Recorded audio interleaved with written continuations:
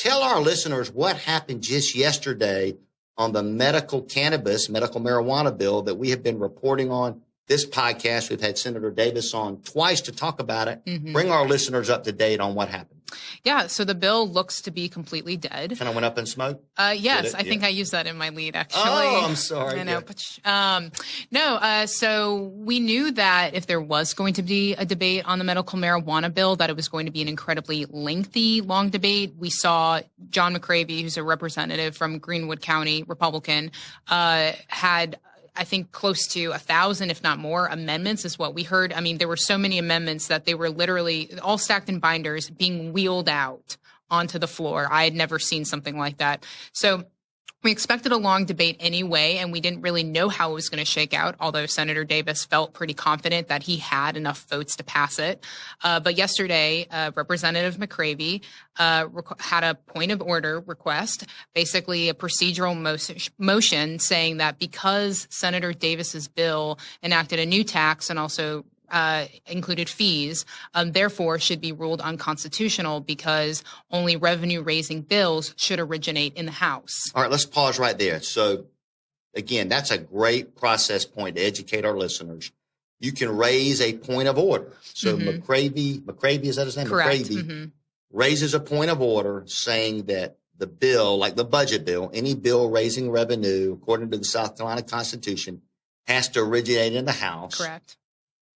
Tell our listeners how that process works when somebody raises a point of order.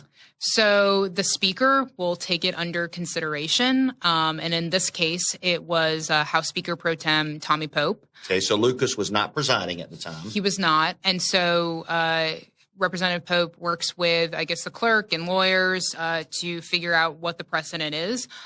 In this case, it was kind of interesting. They broke for lunch. And Speaker Pro Tem Pope asked for some time to look over precedent. And then it took several hours to come to a ruling. And I mean, they dragged this thing on for So were they still debating the bill? Wow. No, they were debating other bills. They moved on in the calendar while the Speaker was, I guess, still going over precedent. And then he returned and he sustained McCravy's point of order. Were y'all surprised in the press corps? I don't know. I mean, maybe yes and no. I think what surprised hanging around politicians. Yeah, yes probably, no. Yeah. probably so. No, I think what surprised us was House Minority Leader, Todd Rutherford from Richland County, appealed the decision, and they did a vote basically on the board to sustain the Speaker's ruling. That vote was incredibly close. It was 59-55 to sustain. So 4 votes, 2 votes go 3 votes go the other way, and they overrule his point of order. No, they sustained his point of order. Okay, so what does that mean to sustain it? That means that they agree with him. Okay. That the bill is ruled unconstitutional. Okay. And so because of that basically was like the nail inside the coffin. I mean, that killed the entire debate. So all of this time, Senator Davis, the senator from Beaufort, has spent for close to 8 to 10 years and got it all the way to the goal line. Right. Maybe the 5-yard line.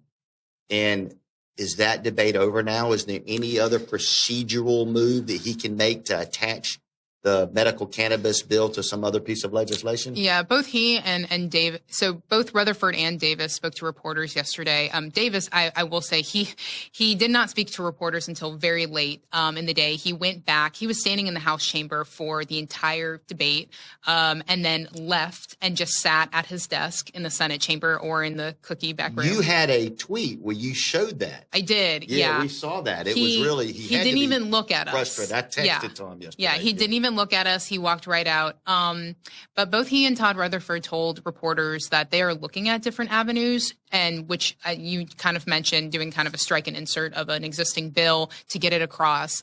I still, even that is going to be a tough, whatever phrase you want to use, tough hill to climb, whatever, because there are only 3 days left in session. There are other bills that I know the House wants to get done and the Senate wants to get done.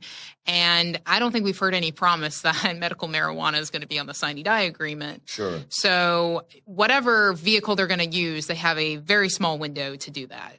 So I was talking to some of my former colleagues and friends, both in the House and the Senate last night, and it strikes me that Speaker Pro Tem Pope's ruling could have consequences down the road. Let me give you an example. Years ago, when Senator Greg Ryberg and I led, along with Senator Brad Hutto, the campaign to have a primary seatbelt bill, we had a fine attached to it. Mm-hmm. One could argue that same ruling applies to that bill. It was Senate Bill number 1 in 2005 because it did create a new penalty, a primary enforcement of the seatbelt, right? Yeah, I mean, there are a lot of very unhappy senators who felt like the ruling was very unprecedented. And actually, I was standing inside the chamber while Tommy Pope was reading his ruling and going over the precedent, and I heard Republicans. You were sitting in the Senate chamber? In the House chamber, okay. In the House chamber. And I heard Republicans even vocally expressing, and maybe they realized I was there or not, but they did not understand the ruling. They could not understand how the precedent worked. And so, I talked to Senate Majority Leader Shane Massey afterward. And, I think obviously tempers were going. I think he had mellowed out just a little bit with another reporter, hours later. But he was pretty clear that what they did could have a serious implications on what the Senate does. And Rutherford also said that, they will look at probably raising the same point of order on other Senate bills if this is the precedent that the House wants to set.